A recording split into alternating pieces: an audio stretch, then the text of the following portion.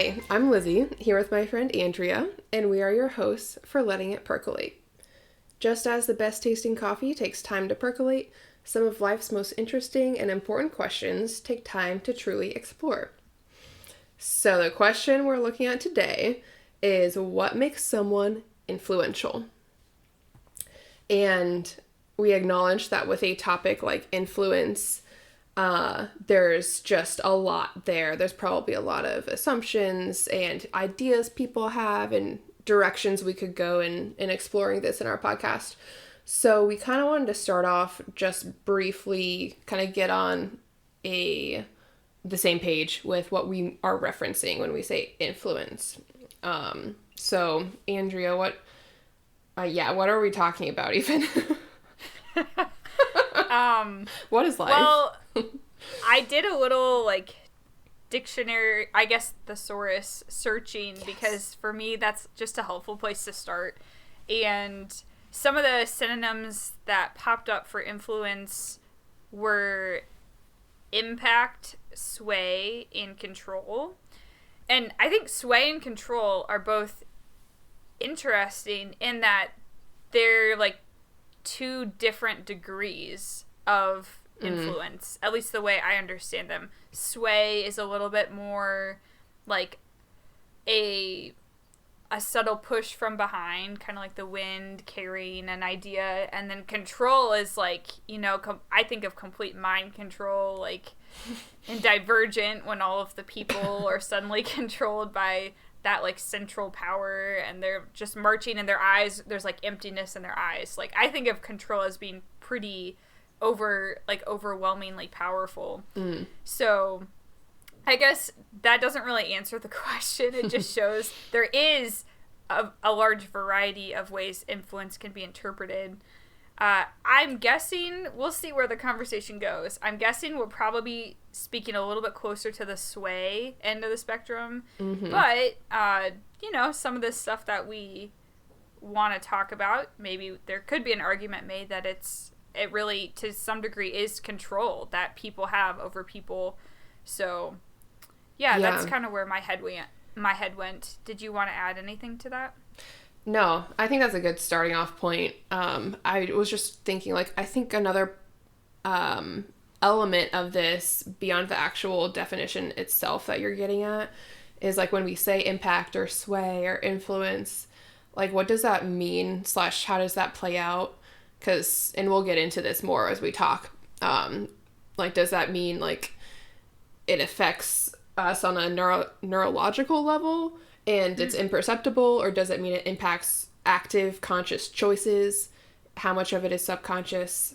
So yeah, I think, like you said, influence is just an interesting topic because it encompasses so many areas. So I think we wanted to start off, before we dive into more philosophical musings, my favorite, we wanted to share just kind of a brief personal note on an example from each of our lives of a person who has influenced us. So Andrea, tell us your story.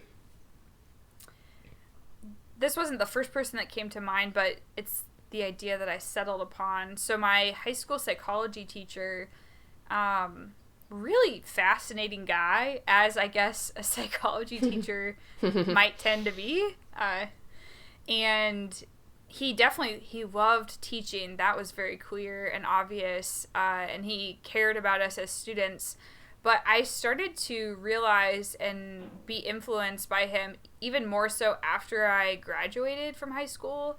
I would go back to my high school, for band concerts because my brothers were in band, or sporting events. And I would say 75% of the events, my psychology teacher was also there, rooting for the students and listening to the music they were making. And sometimes my family would go up and talk to him afterward, because I think he taught all three of us, at least me and another brother, he definitely taught. And I was really inspired by that. It demonstrated to me the level of care and just interest in his students' lives outside of school that he had, and that he was willing to like sacrifice personal time he could have been doing with other personal time he could have spent doing other things to come and support his students and show that outside the classroom they still matter. So I think he influenced me with regard to like how I view community and being involved in a community, that it's not just about doing your job there. Like, he could have just drawn the line at being a good psychology teacher, which he was, but he chooses to, like I said, forgo maybe personal like interests or free time to really just be plugged into the community and involved. And I think that's something I could definitely grow in, but that I see the value in it just by his example of doing that. So yeah, it's definitely like an actions over words example of influence, but super thankful for that. And he's a really cool guy. So yeah, dang. That's my story. What about you? Who did you think of as an influencer in your life? So also, I had multiple people. I guess thankful to say, many people have influenced me in positive ways. So I was kind of thinking outside the box. I was like, I don't want to say the stereotypical answers. So I thought of my host. So I did like a summer program in high school when I was in between my junior and senior years of high school. Lived in France for 6.5 weeks, and had a host family. So it was this older couple, Monique and Michelle, and they were so great. But Michelle is the host dad. He was, so they're both retired. He was like a nuclear engineer or something insane, and wow. Monique was a nurse, and they had both retired, and yet they were both still very invested in learning and like being curious about many things, including like parts of France's history that it's like they're French, they obviously know a lot, but they were still interested in learning more and continuously learning.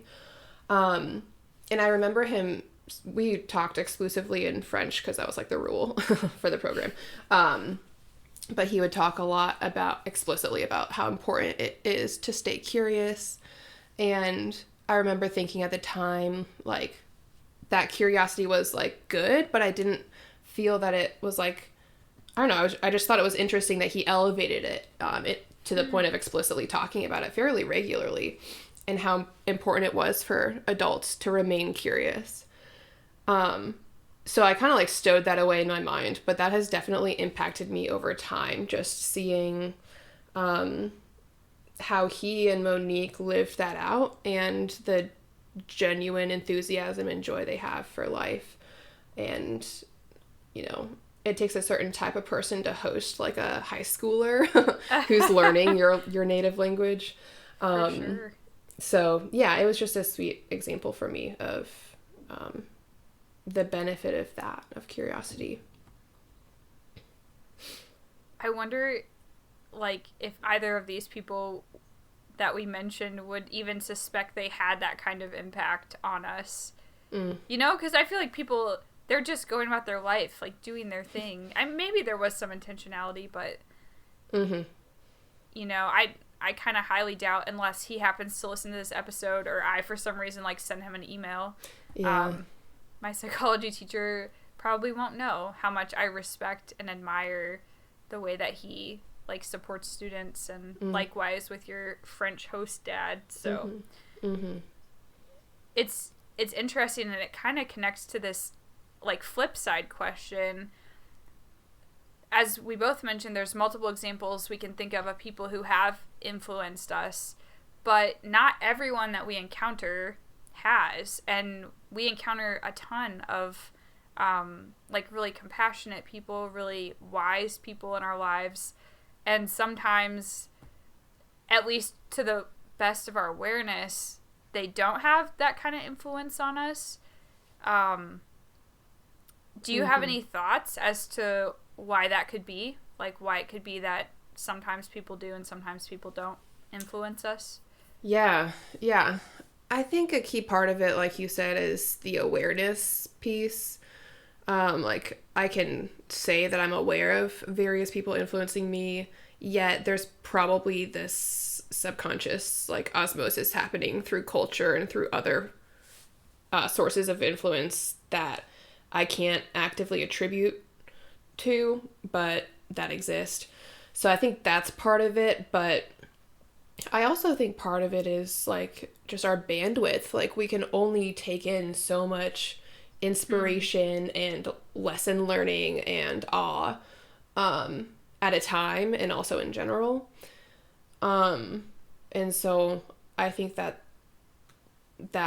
then leads to like, well, how do our brains then determine, well, this I will choose to be influenced by, and I have the bandwidth now and not later. So that goes into like timing and even like what we have our eyes open to, like what are we looking for, or do things pass us by constantly. That's not a question.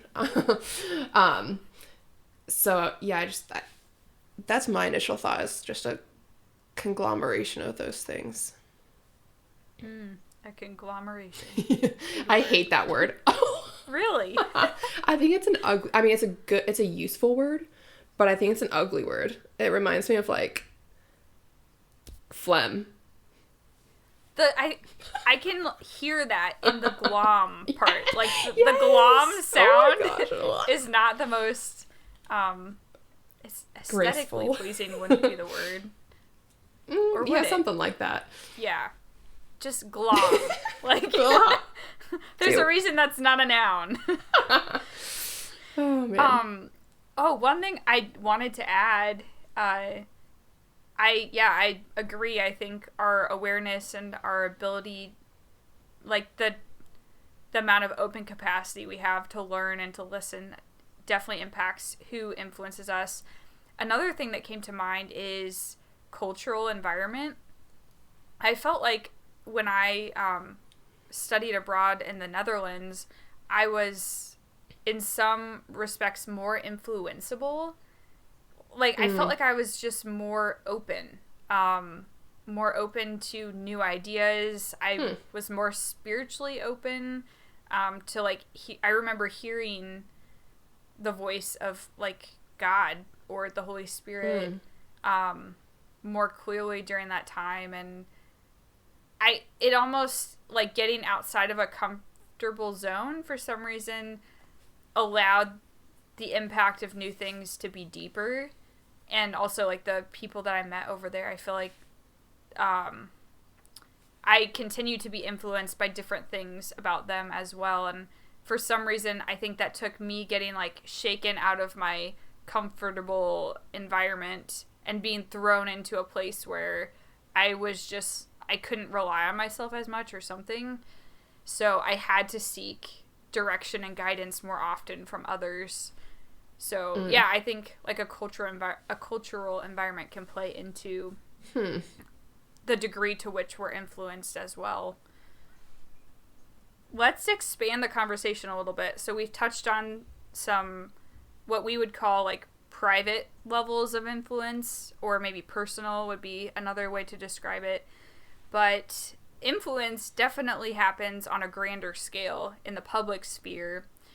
And before we dive too deep into the public sphere, we wanted to like pose this question: how does influence look different between the two, the private and the public? And is one more important to cultivate than the other? Thoughts on this, Lizzie? Other like further questions beneath those questions? That's a really interesting question, actually, because I think that the purists of like influence, like, it's just by definition as humans we operate differently when we know people are watching. And I think it raises issues of like why, like if someone's doing something with an intention that it will be influential in some way, like would that look different if it was like a one-on-one kind of thing that no one else will ever find out about, versus something much more public. And I'm not saying that's bad if that's the case. It just it brings in the part of us, which we all have, that is like slightly different than who we actually are, because we know we're being watched, or we know the eye is on us. Well, that sounded really paranoid. The eye of Sauron. Yeah. The ring, Frodo. You know what I mean, though? Like, did that make any sense? You know, like, quick personal anecdote, at Menards, they are huge on using cameras to observe team members. Oh, dang. And, like, regularly, I would say once every 2 weeks, we'll get a screenshot on our desk in our department of someone, like, just doing various things, and sometimes super legitimate. Like, someone is training someone else on a computer and, like, how to do something, and they're standing close together so they can both see said computer, and corporate will catch it on the camera and say you weren't 6 feet apart, and coronavirus, and it does kind of feel like what you said, like the eye is watching. And so we have definitely changed our behavior over the past few weeks, because we've gotten enough slaps on the wrist, and are, like, trying to be better about that, at least in front of the camera. Right. Wow. So the influence of, I guess you could say, management choosing to go that route with having cameras, which honestly, I feel like was probably an effective and wise move, if that's their goal. If their goal is to get you to comply with these regulations. Something else I think about with, like, the public sphere, what's seen there is what I would describe as the extremes. Like, on social media, we see typically, like, the highs of people's lives, and then occasionally, maybe more so in news media, we'll see the lows, like the scandals or, like, the really poor decisions. But what we miss in public influence that we get with private influence is the mundane, like the non-newsworthy things that people do. And I think character shows up sometimes in those moments that could be influential to someone, either positively or negatively, but they're not, like, sensational, and so they're not worth recording or, like, putting on social media or on the news. So I think there's whatever you want to lump into that group that is kind of missing from the public level of influence. Yeah. Yes. Let's talk about people. Like, there are some very, very, very famous people that probably come to people's minds. Say the word people a lot. That we wanted to briefly talk through, kind of to further this conversation about, like, personality traits and, like, what or is it achievements, or, like, when is it both of those things? So, one person, this is a very intense example of someone who did have a huge influence, was Hitler. And that was obviously a catastrophic outcomes, but he was influential and people followed him. And yeah, what do you think about that example, Andrea? It was so fascinating reading about him as, like, a leader and someone who held a lot of authority and influence, just reading people's reactions to him. And I mentioned this in an offline conversation, but I was struck by how many people use, like, mesmerized or captivating when they were talking about him, almost as though he had a weird aura about him. He was very charismatic, and I learned he actually gave over 5,000 speeches, which to me is, man, if you, like, he didn't live to be super old, obviously, and if you break that down over the years that he was actually in power, that's a lot of speeches every month and every week. He like rehearsed his hand gestures in front of people and had them give feedback because I guess he really wanted to communicate like passionately. And this quote stood out to me from his book, Mein Kampf. He says, "I know that men are won over less by the written than by the spoken word, that every great movement on this earth owes its growth to great orators and not to great writers." Aside from being, like, controversial, which I think it is, I find it interesting because his life definitely, like, it held true to what he said. He was an incredibly and devastatingly influential person, and it was mostly through his spoken word that he influenced and captivated people. So, yeah, that's, like Lizzie said, kind of a huge and weighty example. And someone else that also came to mind, who we will be celebrating in a few days, just coincidentally, this wasn't really intentional, but Dr. Martin Luther King Jr. was obviously a very influential person in American, but also world history. And two things stood out to me about the influence that he was able to garner. He was, as Hitler was, a very captivating public speaker, and so I don't want to downplay that at all. But it seemed as though he had a very collaborative approach to problem solving. He was willing to work with a lot of different organizations and kind of cast a broad net when he was trying to raise support. I don't mean that just like financially, but like for movements of peaceful protest across the country.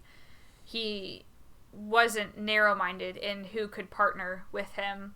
And going off of that, he was very focused. Like, his main goal seemed to be getting justice for Black people through nonviolent activism, and anyone who he could get on board to help pursue that goal, he was open to working with. And I think that is one reason he was able to be influential, because he had a narrow goal with an open mind about who was able to help out with that goal. And I think the fact too that he didn't start the civil rights movement saying, like, I am the savior of Black people and other minority groups in America.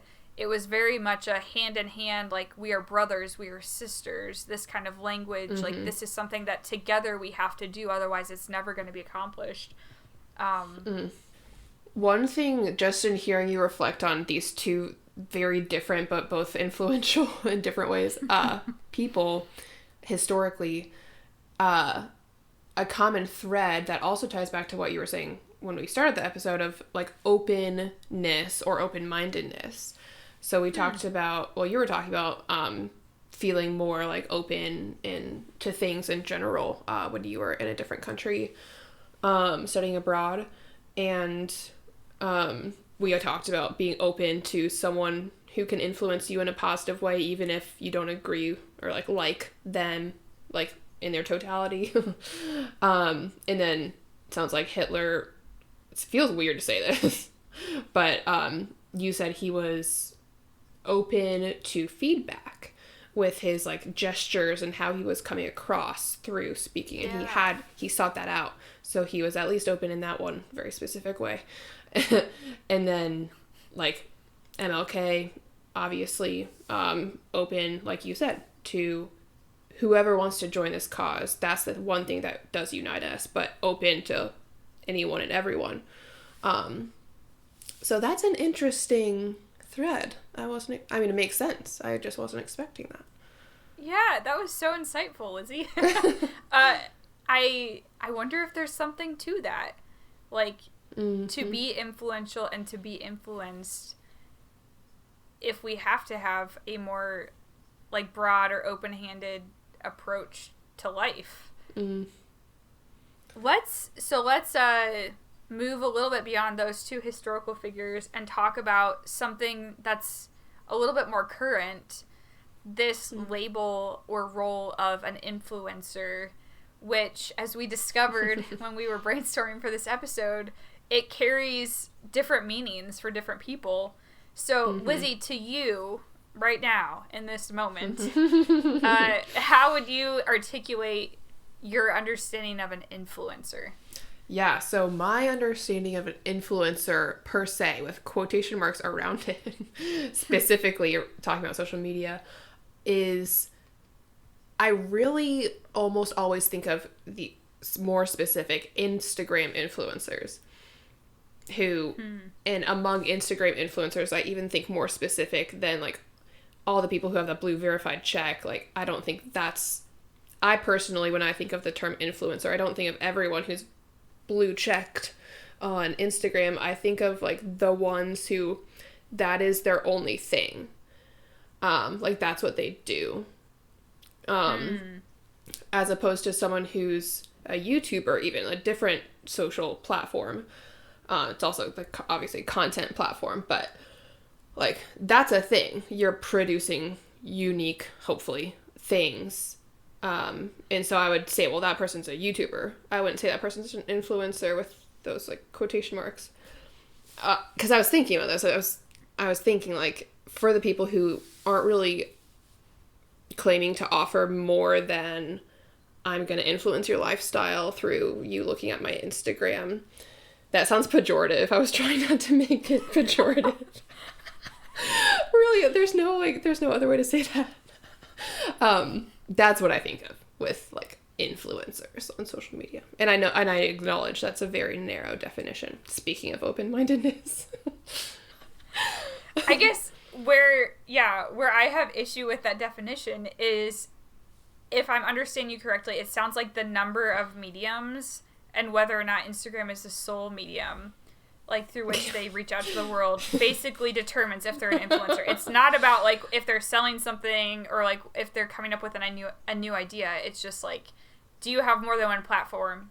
And if not, is your only platform Instagram? Okay, now you're an influencer. Or I don't know. Now that you put it that way, right? Maybe a better proxy, because I'm now thinking of TikTok and like people who are influential in that way. I don't have a TikTok, so I'm going to be a little bit ignorant on that. But maybe a better proxy is, are you doing something unique? Or are you selling a product that you didn't make?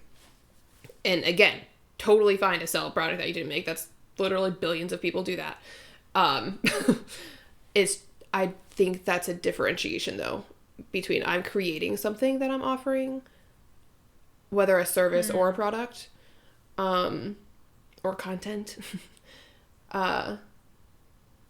versus I'm using, and this is going to sound really mean, and I don't mean it in a mean way, but I'm using my looks to help whatever X number of companies that I partner with. Kind of like celebrity testimony, you know, how we all learn about like marketing. Like people whose primary thing is like celebrity testimony or influencer testimony as a way of selling products. Does that help clarify? I don't know. Wait, one more clarifying question. We're getting somewhere, I promise. There's a direction to this. Oh, good. Are you saying the latter, the people who are looking cute and selling stuff, are those who you consider the influencers? Yes, I think. Okay. So former, the people who are coming up with some new creative content, those people fall into a separate category in your brain. Yeah, they wouldn't be influencers. They might be influential, but the thing, this is what came to me last night as I was falling asleep, thinking about this. I wouldn't call them an influencer, because that, in that case that you just described, that only describes part of what they do. What they really do is create something that they're offering. And so I restrict the term influencer for when you can really only describe what they do as that. Like, Matthew McConaughey is influential, but he's an actor, and apparently now he's like a writer, I don't know, but like, I wouldn't describe him as an influencer. He's an actor, he's a writer, he's whatever. So I think that's the key thing for me. Okay, that was super helpful. And I think I'm kind of on board with the way you framed it there. So when we're talking about, like, let's roll with that definition you offered for influencer of people who are, like, there using basically who they are to, like, push something. We talked about this a little bit too when we were brainstorming. I feel like marketing is starting to take a shift even in the past 4 or 5 years, because having gone through business school, and you also, like, having gone through getting the business minor, like, in marketing classes, I don't remember being taught, like, oh, well, you can leverage, I mean, okay, maybe a little tad bit, like, you can leverage a celebrity to sell a product, but not to the extent we're seeing it now. Right. It was still a lot more about, like, focusing on good branding and slogans and price point and that kind of stuff, which is still relevant, but I feel like we've added this additional layer where companies as big as P&G are going to people, I don't have a good example, but, you know, like, famous people that have somehow gotten a lot of views on TikTok or Instagram, and being like, you know what, we would rather pay you like $5 bajillion to look cute and sell toothpaste for us than we would run our own marketing campaign, because in all honesty, your 2 million like followers on Instagram are going to be more directly connected to our product through you advertising it than we would through more traditional mediums like TV commercials or website banners and stuff like that, which I think it's a really interesting switch. And it's cyclical, because as these influencers continue to be more successful at selling products just by like being cool, or I don't want to put them down, because I think, man, if you can make it work, you go for it. But like, yes, neither of us is on that level. So like, you know, as they get more followers and sell more products, they can make a livable wage, it seems, some of them, depending on what companies they're connected to. And I find it really intriguing, and it's crazy how fast it's evolved to the point that we weren't hearing about this stuff 4 to 5 years ago at business school. Yeah, I think this is a very interesting from the like corporate perspective, or from any doesn't have to be corporate, it could be any company's perspective. It's cuts out so much of the middle people, and it's way more direct and likely way more effective and cost effective.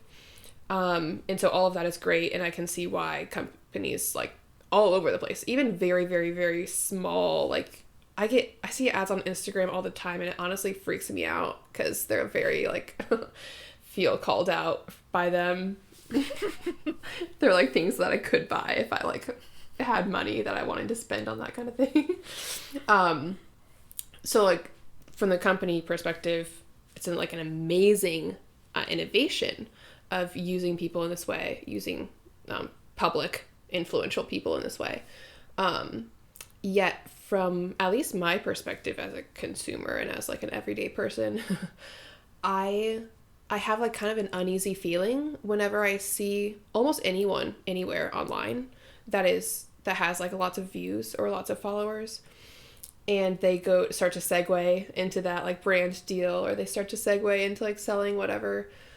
And I feel bad for feeling uneasy, I guess, because I'm like, they have to make money too, like obviously. But I also don't like the ominous like, am I subtly being sold something all the time? Because it's so much more direct, it feels a little bit more pervasive from like the consumer point of view. And again, that's just, you know, at least how capitalism works. Like, we gotta make money, we gotta live. Another day, another dollar. Another day, another day. I don't know the words, actually. Was that a Les Mis reference? Because I just made it one. I think that's One More Day. Another day, another... No, I'm pretty sure. Oh, Oh, you're right. Let's talk about Eminem. Yes. What an interesting character. Popular people. Please talk to us, because I know that you have a great admiration for Eminem. What can we learn about him in regards to influence? Yes, or learn from him. Learn about him and learn from him. You're right. I am an Eminem stan. To use the original reference from his song. So yeah, I'm glad one of us got that. I literally never use that word because I think it's annoying. So the fact that, just for listeners, context, the fact that I'm using it to describe how much of a fan I am of Eminem is significant. Okay, so he has 2 songs from his Marshall Mathers album, Y2K. That's the year it came out. The first song, Who Knew? I'm just going to read a lyric because the reason we're doing this, besides sheer entertainment listening to Eminem's lyrics read by me, is he talks about, he has just like commentary on his own success and his own like influence that sometimes, most of the time, other people attribute to him that he doesn't claim for himself. So one of his lines in Who Knew says, this is for your kids' amusement, the kids. But don't blame me when little Eric jumps off the terrace. You should have been watching him. Apparently you ain't parents. And then later in the song he says, how much damage can you do with a pen? And that is interesting from the perspective of, like, if someone listens to music that is like violent or vulgar in some way, and then they do something bad, like, is that celebrity or that artist or whatever culpable in any way? Are they responsible in any way? Like, with a certain level of influence, do you have that type of responsibility? And it sounded like, at least from the apparently you ain't parents line, and then Eminem was thinking he doesn't, and that it lies with the individuals. Another quick lyric from the song I'm Back. He says, what do I think of success? It sucks, too much press, I'm stressed, too much cess, depressed, too upset. It's just too much mess. I guess I must just blew up quick. So that's interesting, to hear someone so successful, talk about like the downsides of that public attention. And then he goes on in the song to say if he, meaning a random person, feeds into this, he's an innocent victim and becomes a puppet on the string of my tennis shoe. Which, if you listen to it, he sounds sarcastic when he's saying that. So, like, almost saying it's ridiculous to suggest that I, Eminem, am in control of these, like, millions of children who you think are violent because of my songs, which was, I believe, a critique at the time. It really does beg that question that you mentioned. Who's responsible in these situations where someone, like, he wasn't asking to become famous and to be prominent in the public eye, nor is he, because you highlighted that he's a rapper, like, he didn't sign up to be, like, a moral, upstanding, like, figure that kids are supposed to emulate. And does that change things? Like, if he were the governor of the state of Indiana versus a rapper, would there be a different moral standard to which he's held, because maybe we like assign more like the importance of being a moral example to a public servant than we would to an artist?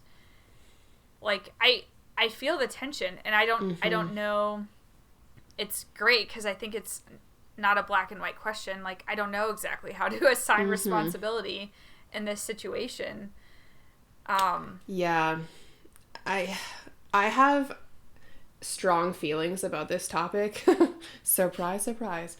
'Cause, I mean, there's like an ideal in which like everyone who has public influence, particularly over anything that kids interact with, which is like, who knows, like kids are getting into, anyway, thanks to the internet, kids can like get into anything as far as I'm concerned on accident.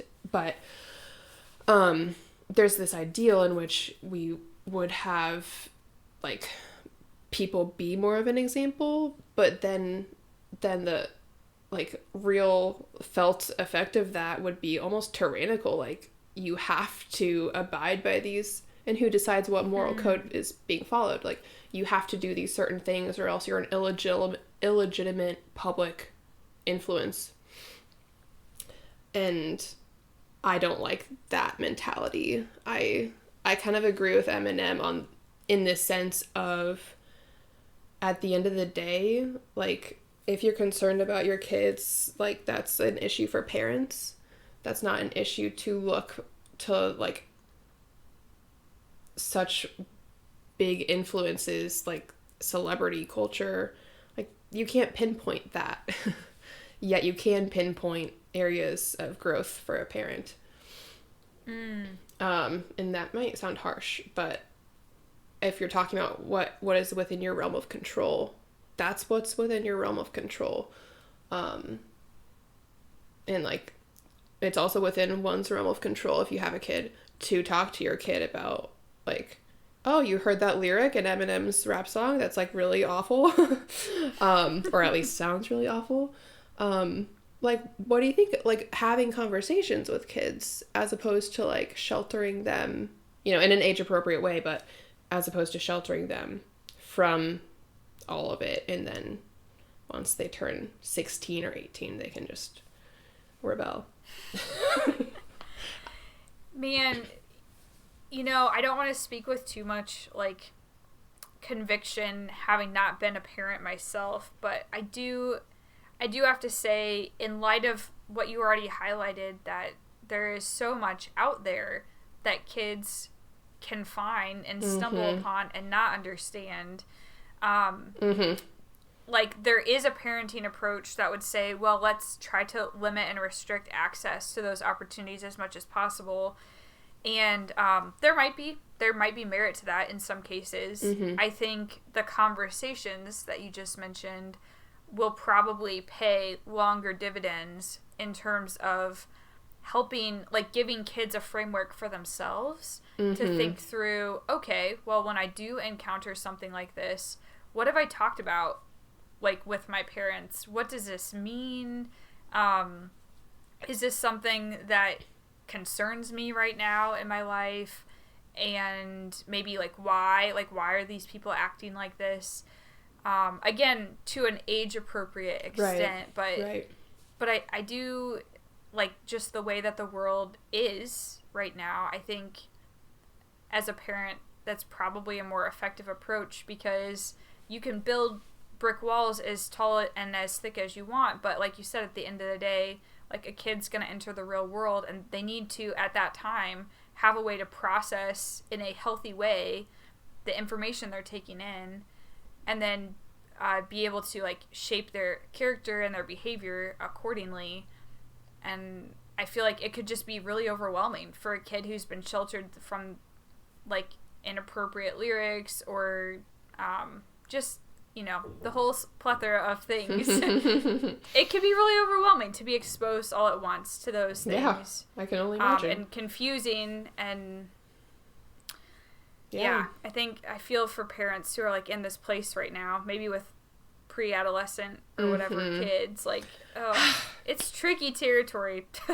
Yes, I second that emotion. Is that a Smokey Robinson song? I don't know who did that, but that's definitely a song. Yeah. But let's talk about some public figures who are trying to influence kids in a positive sense, though. Yeah. Some of my favorite public figures, I mean, not all of them, but there are specifics. So NFL players, professional athletes. I think there's some good stuff that's coming out of these whatever you want to call them. Yeah, I guess athletes. So the NFL Play 60 program, there's commercials about it quite a bit, and the gist is like they're encouraging kids to be active for 60 minutes a day. And often it seems like they'll have these clinics where they'll invite kids in, and a few professional football players from whatever city will come and like hang out with the kids, and sometimes it's actually doing football stuff, but sometimes it's just, you know, other silly stuff like let's run around the field or like kick a soccer ball or hula hoop or whatever. And I love that. Like it's impacting the community. I know. I would too, like especially depending on who's there. Although I will say, I got to meet Tony Dungy when we were at IU. He came for this like book signing thing, and I totally like fangirl froze when I met him and his wife, and like didn't even have words to say because I was afraid if I opened my mouth, I would just like I don't even know what would happen. Waterfall out. Probably start crying tears of happiness and joy that I was meeting Tony Dungy. But yeah, I did get to meet him. And then one other that's a little controversial, but I think it's worth noting because it was definitely influential, was Colin Kaepernick's act of kneeling during the national anthem when he was still playing for the San Francisco 49ers. And I got this off of NFL.com. They asked him why he would kneel, and his response was, "I'm not going to stand up to show pride in a flag for a country that oppresses black people and people of color. To me, this is bigger than football, and it would be selfish on my part to look the other way." And so I think this is an example of him using his influence, not like obviously he didn't just become influential for being cool, like he was a good football player.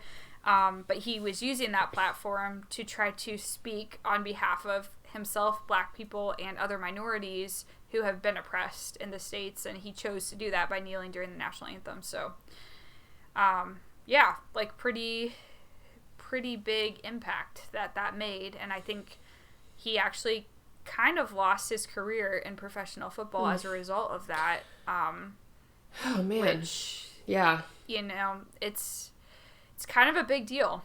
I respect him for putting his neck out on the line, like aside from views on the actual act of kneeling, and yeah, I mean that's influence right there. Right. Yeah, and the other side, I think it obviously was influential for like activist communities and influential in I would say a number of positive ways. The flip side of that influence was the backlash that you're referencing, obviously. And it's just interesting, like, when you have... I think something, unfortunately, it might have come from partially racist motivations on some people's part, maybe not on all people's part, but some people who opposed his act of kneeling were like, "You're a football player, like stay in your lane," kind of comments. And he was using, like you said, this influence that he has as a professional athlete, and extending it into this other area that is important and that he was passionate about. And apparently some people were not okay with that extension and using influence in that way. Yeah. They did not have the open-mindedness that we've been talking about. So, and I think the idea of like someone taking influence they've gained for a particular reason and then using their influence for another reason or another cause is interesting to look at too, just in general, how society responds to that, because I think it depends totally on the case. If society approves or not. Because they're people. I guess the point at the end of the day is like, yes. Colin Kaepernick is a person. He's a holistic person. Right. He has emotions. He does play football, and he played football decently well. Not like, you know, there's a lot of quarterbacks that rank ahead of him, but decently well. I know nothing. Can't get too carried away. I love you, Peyton Manning. But yeah, he has so many different aspects to him, and like I think it's uncomfortable sometimes for us to recognize that in celebrities, because we see them, we paint such a narrow picture on them, and that allows us to wear their jersey around, or I don't know, to dress up like them at Halloween, because there's just certain iconic features about them. But at the end of the day, they're people, and they're a mix of good and bad, and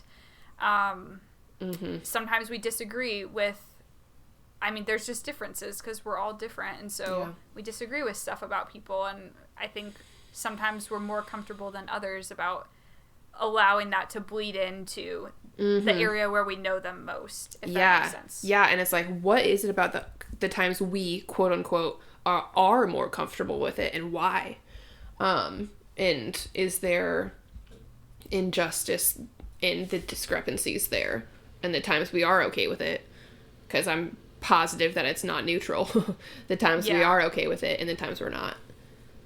So we've talked quite a bit about people influencing other people, or things influencing other people, but you acknowledge that we are influenced by, whether we know it or not, sometimes we are influenced by things, we're influenced by people, especially by social media and different forms of technology.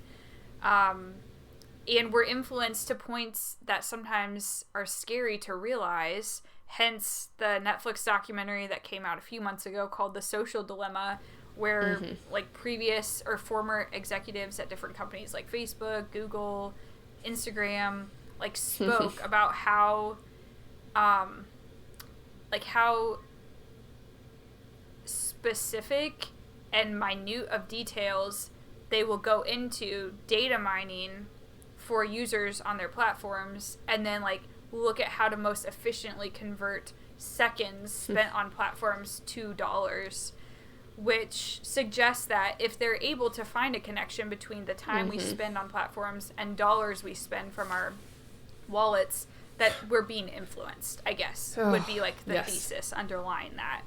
So yeah, what's your take on this? Like, to what degree are we being influenced? Should we just live in glass bubbles from now on and like hide from the world? Like, how do we go about functioning knowing we're being influenced? Feel free to answer all or none of those questions. The thing that's coming to mind right now is acceptance. Not passive acceptance.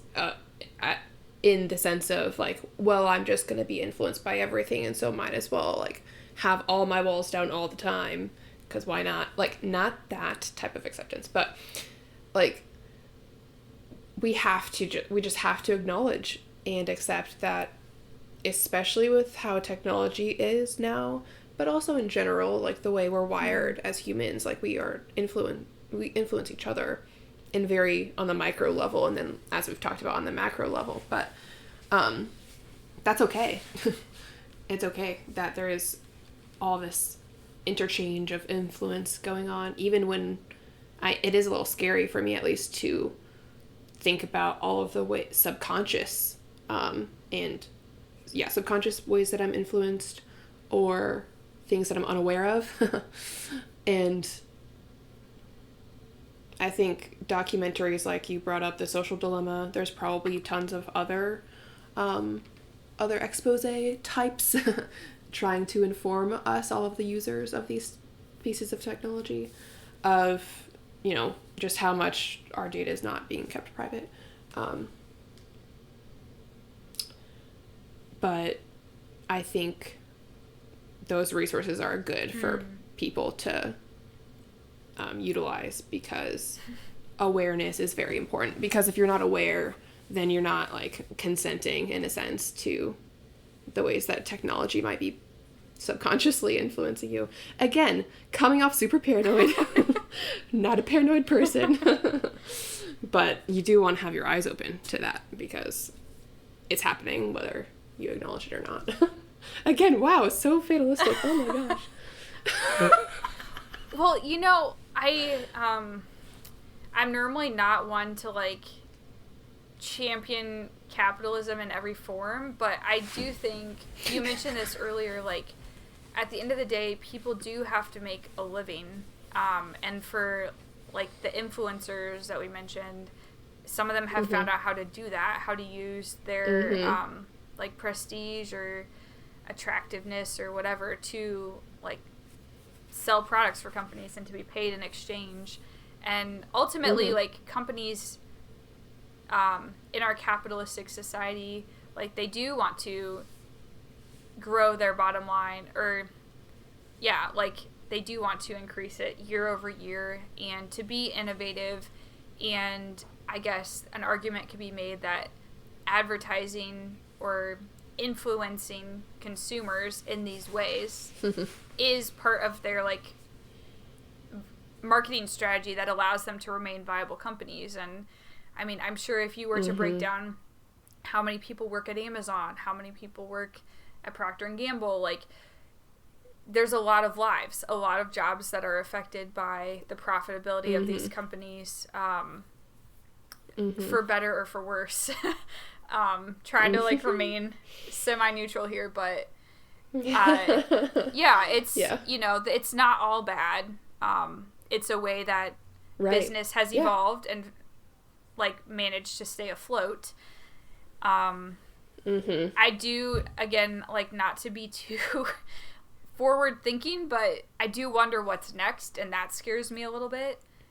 Even the fact that, man, like, some of my roommates and I were watching Shark Tank a while ago, and one of the roommates literally did nothing pertaining to this company that was on the show, did nothing with her phone or anything. We were just talking about it out loud. And then the next day she's scrolling through Facebook and gets her first advertisement for this company on her phone. It's like, all right, that's creepy. And, you know, like, the voices, they're listening and sometimes talking to us. I guess it's more like the ears, but, you know, like... Dang, that's a very specific example of that, though. I've heard broader ones where you could maybe justify, like, oh, your general search history would be a logical guess on, you know, tech's part, but that's very specific that it was, like, a company on Shark Tank. It was. So, you know, there's stuff like that, and ultimately we live in the world, and, like, if you're gonna own a cell phone, it's probably a smartphone, because unfortunately flip phones just don't get us that far. Respect for the people who still manage to function on a flip phone. You guys are great.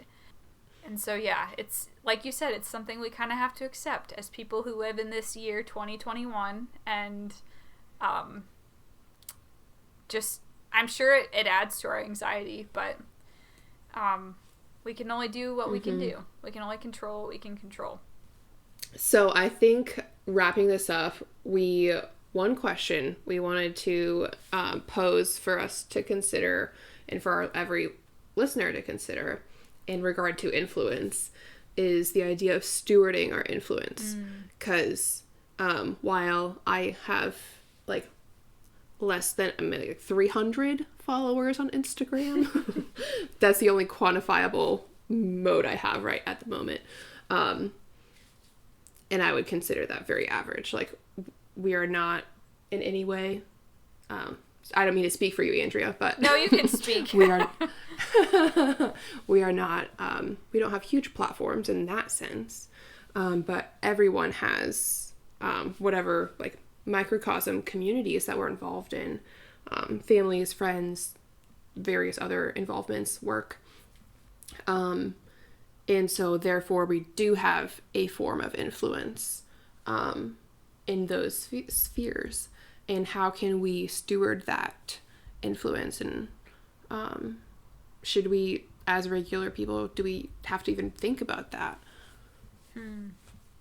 What do you think? I think, yes, as, quote, regular people, we do have to think about this.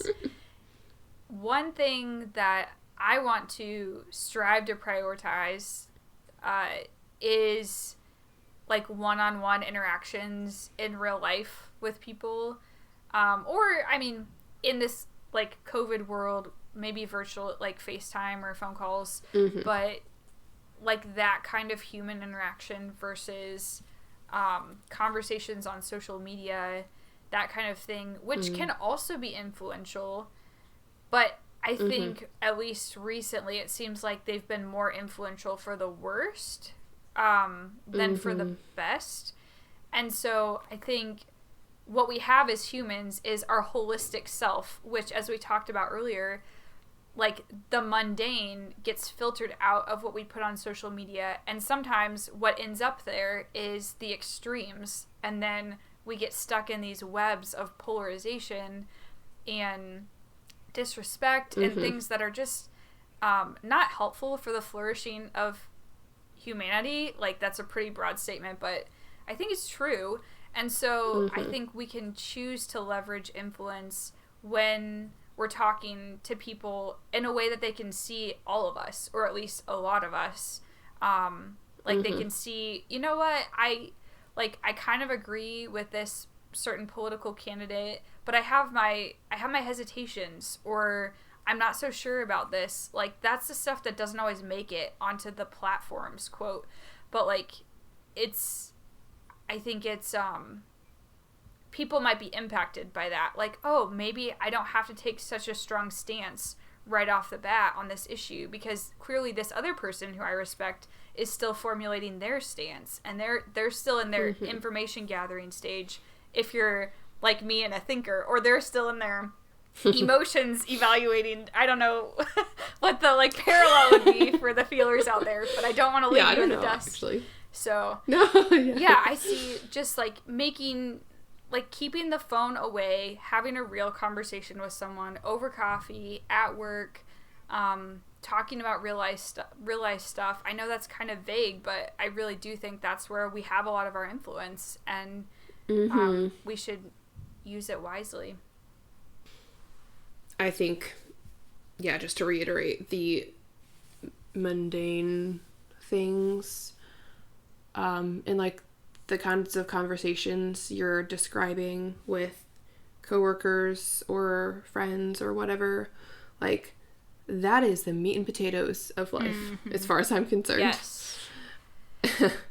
And honestly, it's I regard those kind of things like very highly, and, like, cherish them. Part of that, like, extreme thing I have with that is, like, with my mental health in the past, like, when I felt like that was taken away and I couldn't engage in the way that I wanted to with other people.